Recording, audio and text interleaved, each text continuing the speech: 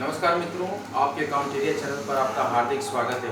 अभिनंदन। Study hard fit success, सभी पढ़े सभी पढ़े। जो महत्वपूर्ण चैनल पे हम उद्बोधन के साथ स्टार्ट करते हैं एस्पिरेंट्स के हित के लिए। Question often confuse in examination hall series कि जब एस्पिरेंट एग्जामिनेशन हॉल में पूरी तैयारी के साथ जाता है तब भी कुछ कमियां रह जाती हैं, जो कि कुछ प्रश्न में उसको कन्फ्यूजन होता है एस्पिरेंट। ऐसे ही प्रश्नों को मजबूत पकड़ बनाने के लिए the purified version of yeast of NCERT लेकर आया है कॉम्पिटिटिव एजुकेशन चैनल। यूट्यूब पर कॉम्पिटिटिव चैनल आप सभी के साथ निःशुल्क फॉर्मेट में भारत के साथ ही साथ पूरे विश्व में शिक्षा का मुक्त प्रचार और प्रसार करता है। हमारा करंट जो सिनेरियो चल रहा है इंडियन पॉलिटी एंड कॉन्स्टिट्यूशन, जिसमें कि हमारा टॉपिक है कार्यकारी मुख्य न्यायाधीशों की नियुक्ति। आप अपने नोटबुक में नोट डाउन कर लीजिए क्या टॉपिक है हमारा, कार्यकारी मुख्य न्यायाधीशों की नियुक्ति। और इसी परिप्रेक्ष्य में हमारा ये आज का लेक्चर है, जिसको कि हम बड़ी ही तल्लीनता के साथ समझेंगे और देखेंगे कि आखिर किस तरह से ये नियुक्तियाँ की जाती हैं। इन्हीं महत्वपूर्ण नियुक्तियों के क्रम में हम स्टार्ट करते हैं लेक्चर। देखिए, अनुच्छेद 126 के तहत आर्टिकल 126 क्या कहता है? आर्टिकल 126 कहता है कि उच्चतम न्यायालय में कार्यकारी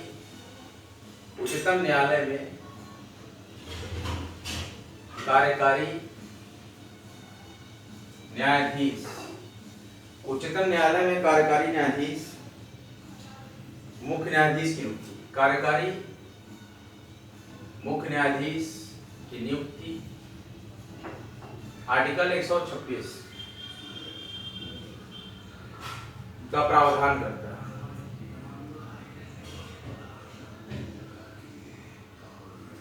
कार्यकारी मुख्य न्यायाधीश की नियुक्ति में आर्टिकल 126 जो है, आर्टिकल 126 आपको क्लियरली यहाँ पर सीन हो रहा है, मैंने लिखा है 126। आर्टिकल 126 में सुप्रीम कोर्ट में एक्जीक्यूटिव मेन जजेस की नियुक्ति का प्रावधान करता है अनुच्छेद 126। जब मुख्य न्यायाधीश, क्यों कार्यकारी की जरूरत पड़ती है? जब मुख्य न्यायाधीश का पद रिक्त हो जाए या अनुपस्थित हो, मुख्य न्यायाधीश हमारे क्या हो? अनुपस्थित हो। जब हमारे मुख्य न्यायाधीश का पद रिक्त हो या वो अनुपस्थित हो, उस दिन ना आए हो ड्यूटी पे, तो उस केस में छुट्टी पे हो, तो या अन्य कारण से न उपस्थित हो, कोई भी स्वास्थ्य कारण या, तो उस केस में क्या होता है? कार्यकारी मुख्य न्यायाधीशों की नियुक्ति की जाती है। और अपने कर्तव्य का पालन करने में असमर्थ हो मुख्य न्यायाधीश, कर्तव्य का पालन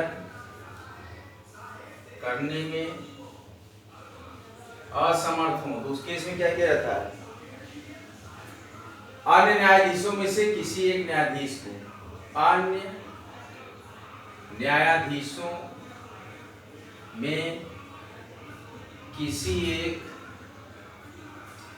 न्यायाधीश को कार्यकारी न्यायाधीश कौन नियुक्त करता है? महामहिम राष्ट्रपति करते हैं, को राष्ट्रपति कार्यकारी न्यायाधीश नियुक्त कर देते हैं। कार्यकारी न्यायाधीश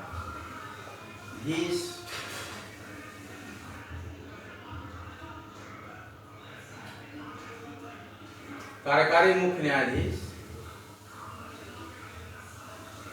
नियुक्ति कर सकता है।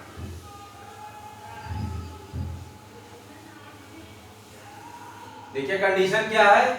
According to the article 126 Supreme Court had the executive main जजेस रिक्रूटमेंट प्रोसीजर दैट कि जब मुख्य न्यायाधीश का पद रिक्त हो या न्यायाधीश अनुपस्थित हो या अन्य कारण से न उपस्थित हो या अपने कर्तव्य का पालन कर पाने में असमर्थ हो मुख्य न्यायाधीश, तब अन्य न्यायाधीशों में से किसी एक न्यायाधीश को राष्ट्रपति, तब किस न्यायाधीशों में से, यहाँ देखिए पॉइंट है, अन्य न्यायाधीशों में से, और किस न्यायाधीश को? किसी एक न्यायाधीश को, लेकिन करेगा कौन? राष्ट्रपति कार्यकारी मुख्य न्यायाधीश नियुक्त कर सकते हैं।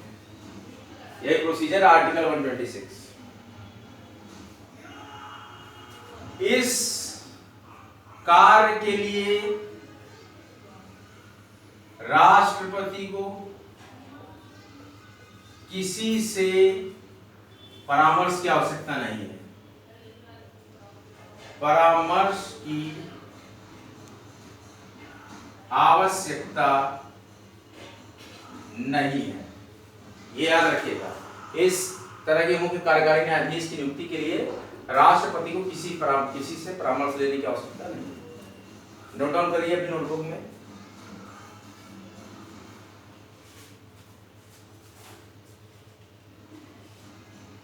तदर्थ न्यायाधीशों की नियुक्ति।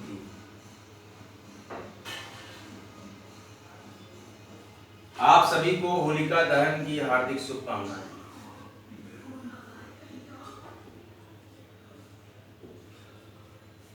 आप सभी विद्यार्थियों को होलिका दहन की हार्दिक शुभकामनाएं। आज होलिका दहन होगा वाराणसी में, उसके बाद कल प्रातःकाल से होली मनाई जाएगी। आज हम होलिका दहन, छोटी होली के दिन ये महत्वपूर्ण लेक्चर दे रहे हैं। कल होली का महत्वपूर्ण पर्व है, कल लेक्चर नहीं आएगा। कल हम लोग होली रंग खेलेंगे, गुलाल अबीर और देवालय में दर्शन करेंगे। आप लोग भी करिएगा ऐसा, बहुत ही अच्छा रंग गुलाल का त्यौहार है, उन्नति का, समृद्धि का और देव उपासना का महत्वपूर्ण त्यौहार है होली। तदर्थ न्यायाधीशों की नियुक्ति किस प्रकार होती है? अनुच्छेद 127 आर्टिकल 127 क्या कहता है? अनुच्छेद 127 के अधीन होती है, के अधीन की जाती है। तदर्थ न्यायाधीशों की नियुक्ति आर्टिकल 127 के अधीन की जाती है। इसमें कहता है मुख्य न्यायाधीश,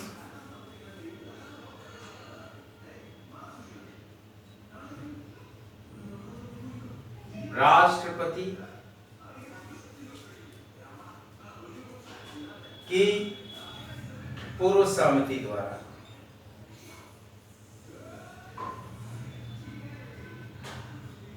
की जाती है। आर्टिकल 127 के अधीन की जाती है तदर्थ न्यायाधीशों की नियुक्ति, जो कि मुख्य न्यायाधीश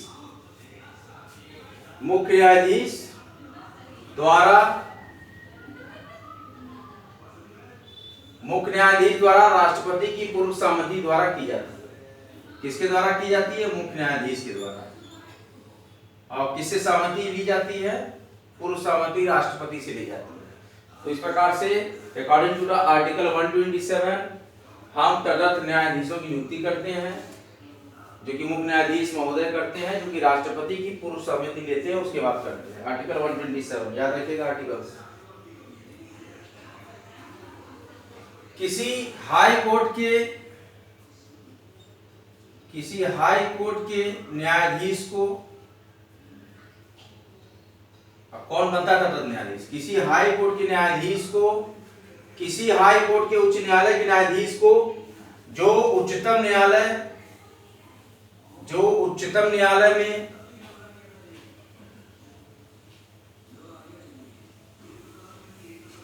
नियुक्त किए जाने की योग्यता रखता हो, नियुक्त किए जाने की योग्यता रखता हो। देखिए, अकॉर्डिंग टू द आर्टिकल 127 के अधीन की जाती है और मुख्य न्यायाधीश द्वारा राष्ट्रपति की पूर्व सहमति द्वारा की जाती है तदर्थ न्यायाधीशों की नियुक्ति।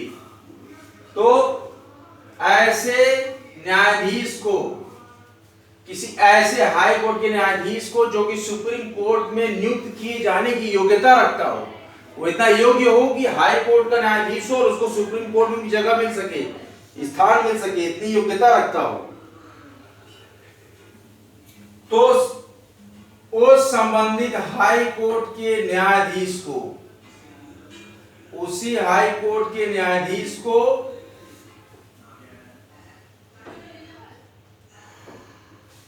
उसी हाई कोर्ट के मुख्य न्यायाधीश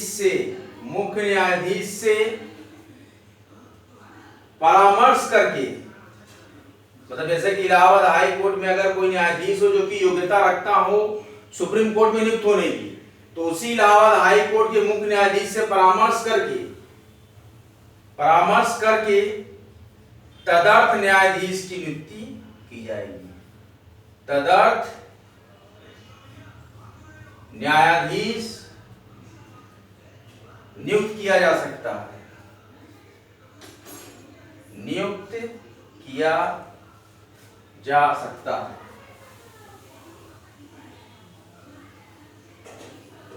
देखिए, according to the article 126 executive main जजेस recruitment of the executive main जजेस, दैट आर्टिकल 126 सुप्रीम कोर्ट में एग्जीक्यूटिव मेन जजेस की नियुक्ति का प्रावधान है जब मुख्य न्यायाधीश का पद रिक्त हो या अनुपस्थित हो या अन्य कारण से न उपस्थित हो या अपने कर्तव्य का पालन करने में असमर्थ हो तो अन्य न्यायाधीशों में से किसी एक न्यायाधीश को राष्ट्रपति कार्यकारी न्यायाधीश नियुक्त कर सकते हैं। इस कार्य के लिए राष्ट्रपति को किसी से परामर्श लेने की आवश्यकता नहीं है।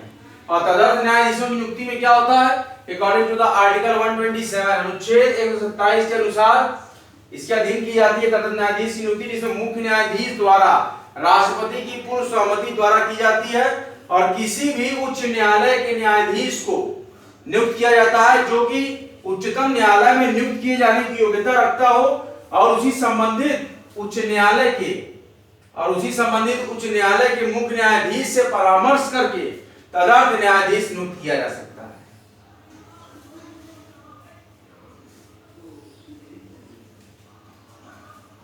आज का महत्वपूर्ण लेक्चर हम यहीं तक समाप्त करते हैं। आज होलिका दहन का बहुत ही महत्वपूर्ण उत्सव है और मैं भी होलिका दहन में सम्मिलित हूंगा और बहुत ही जल्द होलिका दहन होने वाला है, इसलिए इसी कारणों से मैं विद्यार्थियों के समक्ष बहुत देर तक उपस्थित न रह सकूंगा, इसलिए मैंने अनुपस्थिति न हो इसीलिए एक छोटा सा प्रयास किया। Question of confusion examination section में आज हमने पढ़ा कार्यकारी मुख्य न्यायाधीश की नियुक्ति और दूसरा हमने पढ़ा तदर्थ न्यायाधीश की नियुक्ति। किस प्रकार के न्यायाधीश की नियुक्ति, तदर्थ न्यायाधीश की नियुक्ति। ये दोनों ही टॉपिक बहुत इंपॉर्टेंट है, इसको अपने नोटबुक में नोट डाउन करिए।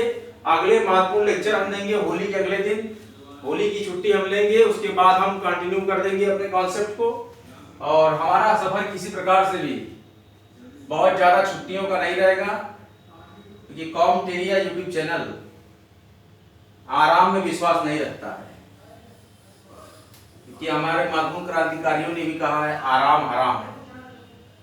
हमारे देश के महत्वपूर्ण क्रांतिकारियों ने कहा है आराम हराम है, इसलिए हम आराम नहीं कर सकते और नित्य नियमित देश सेवा के लिए समर्पित यह चैनल और यह महत्वपूर्ण क्षण और यह महत्वपूर्ण सम्मान जो हमें मिलता है विद्यार्थियों द्वारा, इसकी भी हम अवहेलना नहीं कर सकते। इन्हीं महत्वपूर्ण गुणों के साथ आप सभी लोग को होली मुबारक हो।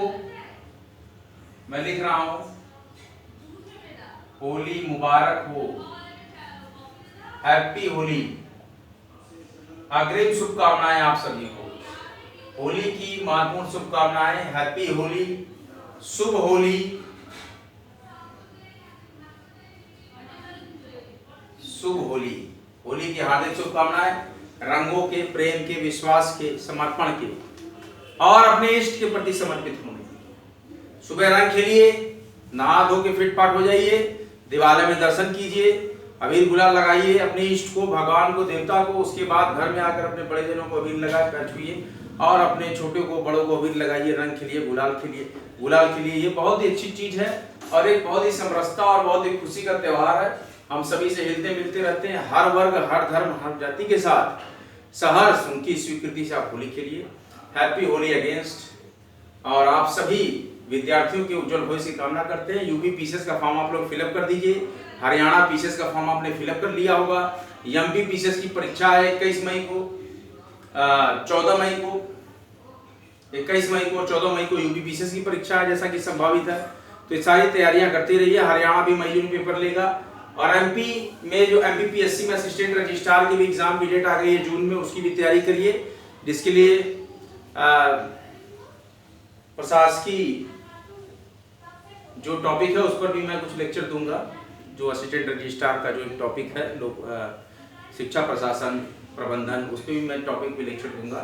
फिलहाल हम इंडियन पॉलिटिकल कॉन्स्टिट्यूशन की क्वेश्चन ऑफ कंटिन्यूइंग एग्जामिनेशन की purified version of the gist of NCERT से बहुत ही अच्छे और परिष्कृत कंटेंट आपके समक्ष प्रस्तुत कर रहे हैं। लेक्चर में ड्यूल भाषा में दिया है। किसी प्रकार के भी विद्यार्थियों को कोई दिक्कत हो कमेंट बॉक्स में कमेंट करिए, वीडियो को लाइक कीजिए, शेयर कीजिए, भारी मात्रा में सब्सक्राइब कीजिए। Happy Holi you all. आप सभी लोग को होलिका दहन और होली की हार्दिक शुभकामनाएं। जय श्री राम, जय मां गंगा, हर हर महादेव, जय हिंद, जय भारत। अगले एक महत्वपूर्ण लेक्चर के साथ होली के बाद फिर आपके साथ हम मिलेंगे। तब तक के लिए वीडियो को लाइक करते रहिए, शेयर करते रहिए और कॉम टेरिया यूट्यूब चैनल को सब्सक्राइब कीजिए। जय हिंद।